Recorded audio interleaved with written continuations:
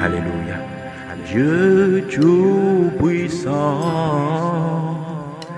quand mon cœur considère. Mesdames et messieurs, bonjour, c'est votre frère Joseph. Aujourd'hui, nous allons parler de la loi et de la grâce. Si nous lisons bien dans les Écritures, Jean verset 17 nous dit que la loi a été donnée par Moïse, la grâce et la vérité sont venues par Jésus-Christ.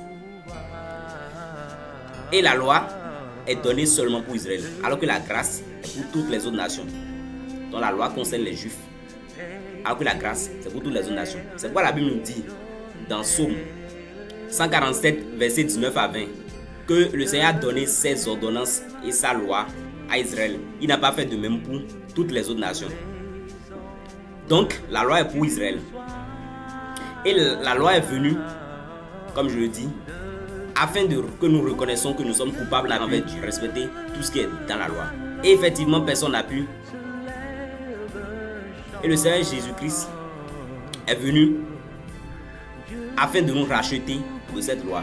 Le Seigneur Jésus-Christ est venu, il est mort sur la croix, il a respecté toute la loi à notre place, afin que nous ayons la vie éternelle. Afin qu'aujourd'hui, celui qui croit en son œuvre et qui se fait baptiser en son nom, celui-là, il soit considéré comme quelqu'un qui a accompli toute la loi. Donc c'est ça que nous devons comprendre aujourd'hui. Nous devons comprendre que nous n'avons plus à respecter la loi pour être sauvés, mais nous avons à croire en Jésus-Christ et à nous faire baptiser en son nom. Et ainsi, nous avons accompli toute la loi.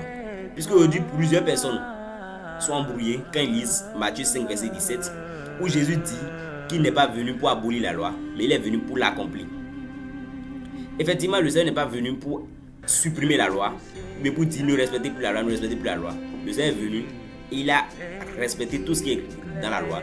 Il est mort, il a versé son sang à notre place. De sorte qu'aujourd'hui, celui qui croit en cela et qui reconnaît vraiment qu'il est un pécheur, qui se fait baptiser en son nom, celui-là il meurt avec Christ et il ressuscite avec Christ. Donc ainsi, celui-là aussi, il a accompli toute la loi.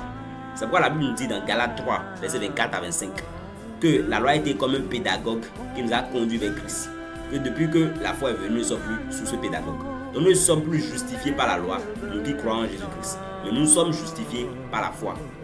C'est pourquoi la Bible dit dans Romains 10, verset 4, que Christ est la fin de la loi pour la justification de tous ceux qui croient. Donc ceux aujourd'hui qui disent qu'il nous faut nous s'attacher à la loi pour avoir la vie, ceux-là, ils ne comprennent pas du tout l'œuvre de Jésus-Christ sur la croix. Ils ne maîtrisent pas vraiment la grâce. Et ceux-là, ils sont déchus de la grâce. Et donc, la Bible dit dans Galates 2, verset 21, Paul dit, je ne rejette pas la grâce de Dieu. Si la justice s'obtient par la loi, Christ est donc mort en vain. Donc Christ est mort afin de mettre fin à la justification de la loi, pour que nous ne soyons plus justifiés sous la loi. Parce que personne ne peut respecter la loi par lui. Afin que nous soyons maintenant justifiés par la foi. Donc pour avoir vraiment le salut, nous devons reconnaître que nous sommes pécheurs. Nous devons croire en l'œuvre du Seigneur Jésus-Christ. C'est-à-dire croire au vrai évangile. Et nous devons nous faire baptiser en son nom. Rejoindre l'église de Christ et marcher en nouveauté de vie par les enseignements et par l'Esprit Saint. Donc, nous devons comprendre là que nous n'avons plus à nous attacher à la loi de Moïse pour avoir le salut, mais nous avons à nous attacher à Christ, à marcher en nouveauté de vie, à marcher selon les ordonnances du Seigneur. Quand on dit les ordonnances du Seigneur, ce n'est pas les 10 commandements et les ordonnances de la loi, non.